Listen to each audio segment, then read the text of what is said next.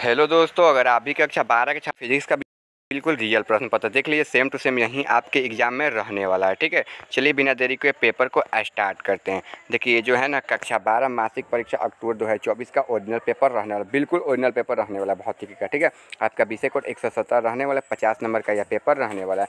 समय मिलने वाला है 1 घंटा 30 मिनट का। कक्षा 12 मंथली एग्जामिनेशन अक्टूबर 2024 का बिल्कुल ओरिजिनल पेपर रहने वाला है। चलिए नीचे देखिए, यहाँ पर आपका पेपर स्टार्ट है। 1 नंबर क्वेश्चन दिया, वस्तु से बड़ा आभासी प्रतिबिंब बनता है उत्तल लेंस में, अवतल लेंस में, समतल दर्पण में, इनमें से कोई नहीं। तो किस में बनता है ना, तो देखिए अवतल लेंस में बनता है। ठीक है, और अवतल लेंस देखिए अवतल उत्तल लेंस, ठीक है, अवतल दर्पण में बनता है। या इसका राइट आंसर क्या हो जाएगा, ऑप्शन डी हो जाएगा। ठीक है, इनमें से कोई नहीं, जो यहाँ पर दिया नहीं है। ठीक है, दर्पण में बनता है, ना कि लेंस पे बनता है। ठीक है, तो अवतल दर्पण में बनता है। ठीक है, और अवतल दर्पण दिया नहीं, तो राइट आंसर क्या हो जाएगा, ऑप्शन डी हो जाएगा। आगे देखिए, एक माध्यम से दूसरे माध्यम में जब प्रकाश की किरणें मुड़ जाती है तो किरणों को मुड़ने को क्या कहा जाता है, तो क्या कहा जाता है ना, तो अपवर्तन कहा जाता है। ठीक है, और अपवर्तन कहाँ दिया है, ऑप्शन सी में दिया है। ऑप्शन सी आपका राइट आंसर हो जाएगा। चलिए 3 नंबर क्वेश्चन की ओर बढ़ते हैं। 3 नंबर क्वेश्चन दिया है, जब प्रकाश कांच में प्रवेश करती है तो इसका तरंग दैर्घ्य घटता है, बढ़ता है, अपवर्तित रहता है, आंकड़े पूर्ण हो जाते हैं। तो इसका राइट आंसर क्या हो जाएगा ना, घटते हैं, यानी कि ऑप्शन क्या हो जाएगा ना, तीसरा का ए आपका राइट आंसर हो जाएगा। ठीक है, चलिए आगे क्वेश्चन की ओर बढ़ते हैं। आगे क्वेश्चन आपका दिया है यहाँ पे 4 नंबर क्वेश्चन, जल और कांच के अपवर्तन क्रमशः 4/3 तथा 3/2 हैं। तो जल का कांच में सापेक्ष अपवर्तन होगा, 2 होगा, 1/2, 9/8, 8/9। तो इसका राइट आंसर क्या हो जाएगा ना, 1/2 होगा, यानी कि ऑप्शन क्या हो जाएगा ना, बी इसका ना राइट आंसर हो जाएगा।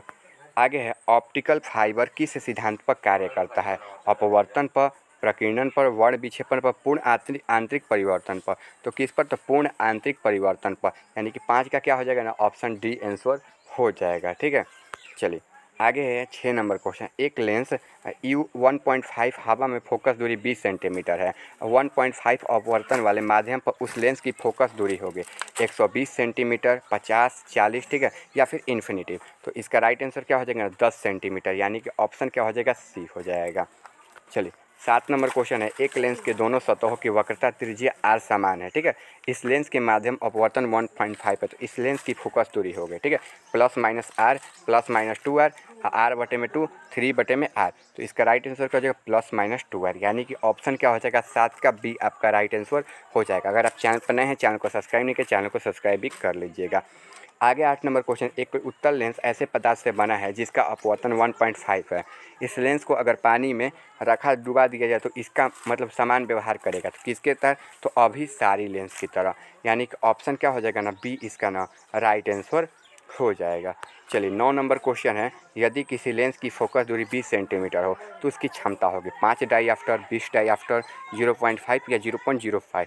तो देखिए अगर 20 है तो 5 डाईआफ्टर होगा, यानी कि ऑप्शन क्या हो जाएगा ना, 9 का ए आपका राइट आंसर हो जाएगा।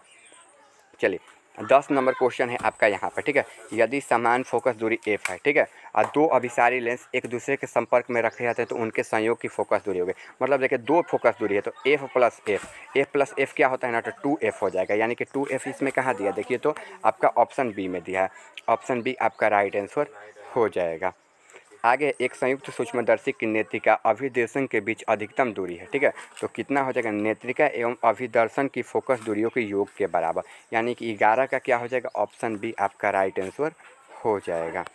आगे क्वेश्चन की ओर बढ़े तो देखिए, समान संयोजन खगोलीय दूरदर्शन की लंबाई f0 minus F E, f0 into F E, f0 upon F E, f0 plus F E. तो आपका राइट आंसर क्या होगा, f0 प्लस एफ ई, यानी कि 12 का क्या हो जाएगा, ऑप्शन डी आपका राइट आंसर हो जाएगा। 13 नंबर क्वेश्चन है कि सामान्य आँख के लिए स्पष्ट दृष्टि दूरी न्यूनतम होती है। न्यूनतम मतलब क्या होता है, सबसे कम, आपको समझना होगा। और सबसे कम क्या होता है ना, तो प्लस का ना 25 सेंटीमीटर, और प्लस का 25 सेंटीमीटर कहाँ दिया, ऑप्शन डी में दिया है। ऑप्शन डी आपका राइट आंसर हो जाएगा। 14 नंबर क्वेश्चन है, प्रकाश किस प्रकार के कणों से कंपन से बना है, ईथर कण से, ठीक है, वायु कण से, धूल कण से, इनमें से कोई नहीं। तो किससे, तो ईथर कण से, और ईथर कण कहाँ दिया, ऑप्शन ए में। ऑप्शन ए आपका राइट आंसर हो जाएगा। आगे है प्रकाश के तरंग सिद्धांत के द्वारा किसकी व्याख्या की जाती है। ठीक है, 15 नंबर क्वेश्चन है, प्रकाश की तरंग द्वारा से किसकी व्याख्या की जाती है। परिवर्तन की, अपवर्तन के, ध्रुवण की, प्रकाश विद्युत उत्सर्जन की। तो किसका, तो प्रकाश विद्युत उत्सर्जन की, यानी कि ऑप्शन क्या हो जाएगा ना, डी नंबर इसका आंसर हो जाएगा। ठीक है, वीडियो में अंतिम तक बने रहेगा, सब्जेक्टिव ऑब्जेक्टिव दोनों आपको करा देंगे। ठीक है, देखिए आगे 16 नंबर, दो समान कला संबंध वाले प्रकाश स्रोत द्वारा उत्पन्न तरंग होता है तो कैसा, तो एक समान तरंग गार्ग, यानी कि ऑप्शन क्या हो जाएगा, सी आपका राइट आंसर हो जाएगा। 17 नंबर है, विनाशी विकिरण के लिए पथांतर बराबर होना चाहिए तो किसके, तो शून्य के बराबर होना चाहिए, यानी कि ऑप्शन क्या हो जाएगा, सी हो जाएगा।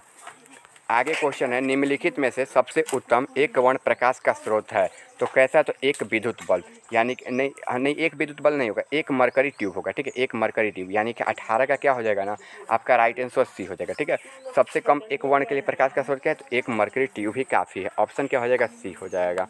19 नंबर क्वेश्चन है, व्यक्तिकरण के दो प्रकाश तरंग तीव्र 9.9:4 अनुपात में है। ठीक है, इसका अधिकतम न्यूनतम तीव्रता अनुपात क्या होगा, तो क्या होगा, तो 13:5, यानी कि ऑप्शन क्या होगा, बी नंबर इसका आंसर हो जाएगा।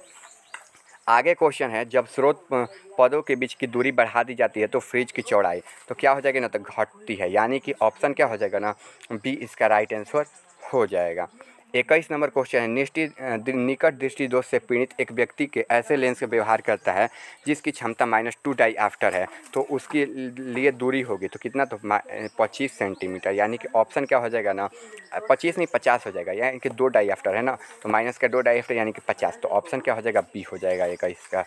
चलिए आगे क्वेश्चन आपका यहाँ पे है। ठीक है, जब प्रकाश की किरणें तिरछ कोण की ओर मुड़ती है तो इस घटना को क्या कहते हैं, तो इस घटना को क्या कहते हैं, तो विवर्तन कहते हैं, तो 22 का क्या हो जाएगा, ऑप्शन बी आपका राइट आंसर हो जाएगा।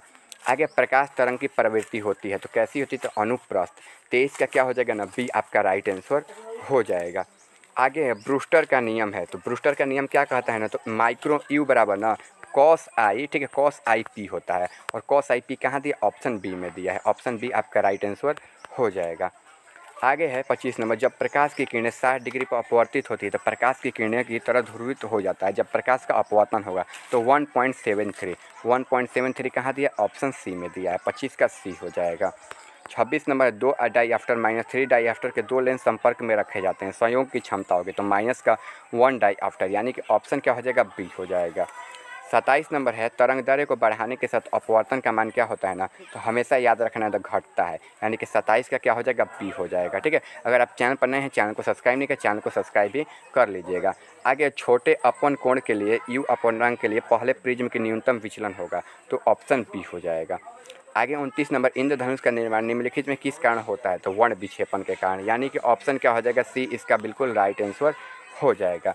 30 नंबर, श्वेत प्रकाश की पिंड से गुजरता हुआ सबसे अधिक विचलन अवयव होता है तो बैगनी में होता है और लाल में सबसे कम होता है, आपको ये भी ध्यान रखते हुए चलना है, तो ऑप्शन क्या हो जाएगा, सी हो जाएगा। ठीक है, चलिए सब्जेक्टिव क्वेश्चन भी आपको दिखा देते हैं। देखिए यहाँ से सब्जेक्टिव क्वेश्चन दिया, अपवर्तन से आप क्या समझते हैं इसके बारे में लिख लेना। ठीक है, उत्तल लेंस के पानी के पूर्णतः डूबा हुआ है, लेंस की क्षमता घट रही है, इसके बारे में लिख लेना। संयुक्त सूक्ष्मदर्शी अभिदर्शक को छोटा क्यों किया जाता है, इसको लिख लेना है। निकट दृष्टि दोष के उत्पन्न कैसे होता है, इसको लिख लेना। ठीक है, इसके बाद कोणीय वर्ण विक्षेपण के बारे में आपको लिख लेना है अच्छे से संक्षेप में। ठीक है, देख लीजिए यहाँ पर सारा आपको क्वेश्चन दिखा दिए। सूर्योदय के समय पूरब मतलब क्षितिज लाल क्यों प्रतीत होता है, तो ये मतलब ना पृथ्वी के घूमने के कारण होता है, घूर्णन गति के कारण होता है।